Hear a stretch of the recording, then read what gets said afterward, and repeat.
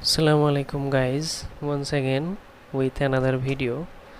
Today I will explain about present perfect continuous and I will show you how it works in a sentence. So let's go to the topic.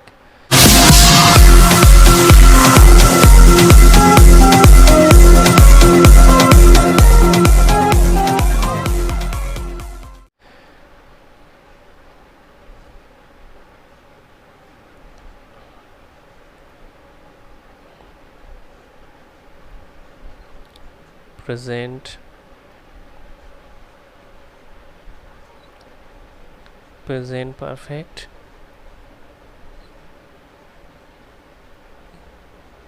perfect continuous.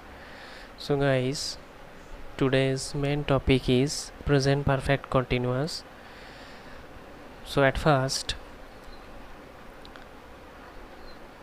we should know the definition. At first the definition will be present perfect continuous is used for an action which began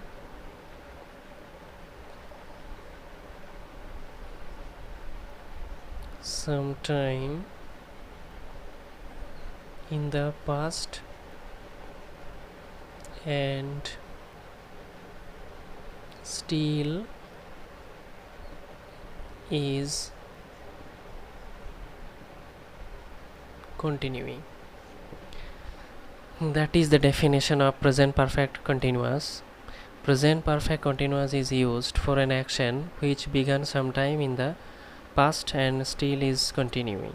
অর্থাৎ present perfect কন্টিনিউয়াসটা ব্যবহার করা হয় একটা কাজ যেটা অতীতে শুরু হয়ে এখনও পর্যন্ত চলছে বর্তমানকালে, সেটা প্রেজেন্ট পারফেক্ট হিসেবে ধরা হয়। এটা হচ্ছে মেন সেন্স।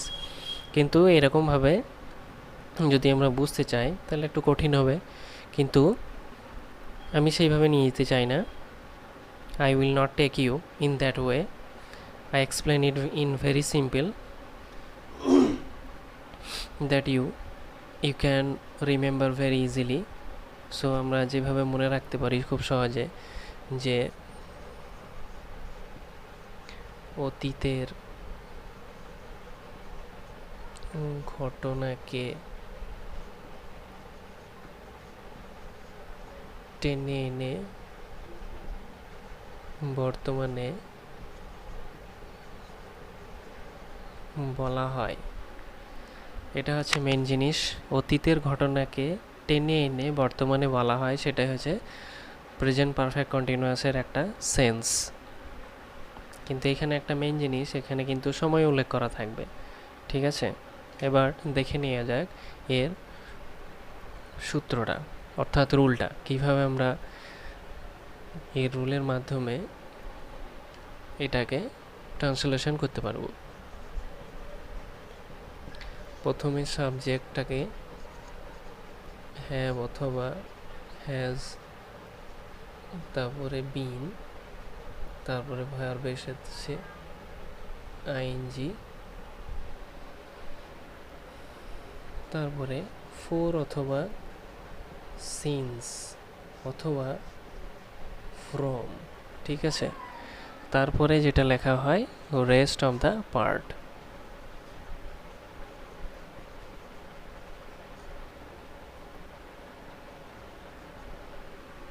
এটা হচ্ছে এর রুল।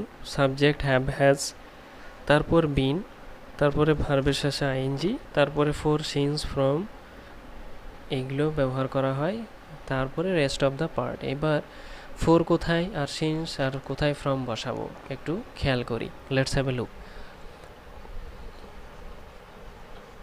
ধরে থাকলে আমরা ফোর বসাবো, থেকে থাকলে সিন্স বসাবো আর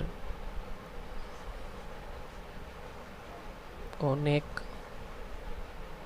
সময় থেকে বোঝালে ফ্রম বসাবো। এই তিনটে জিনিস আমাদেরকে মনে রাখতে হবে।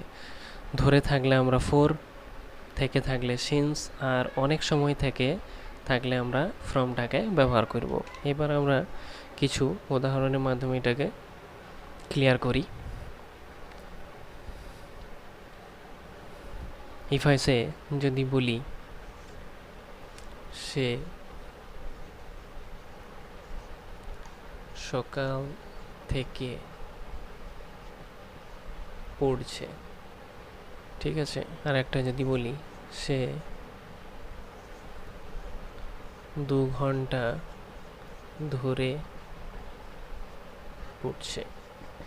এখানে কিন্তু একটাতে থেকে বলা হয়েছে আর একটাতে ধরে বলা হয়েছে, ঠিক আছে।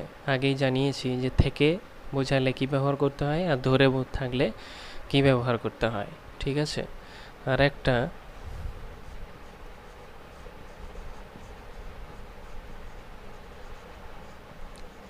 ছোটবেলা থেকে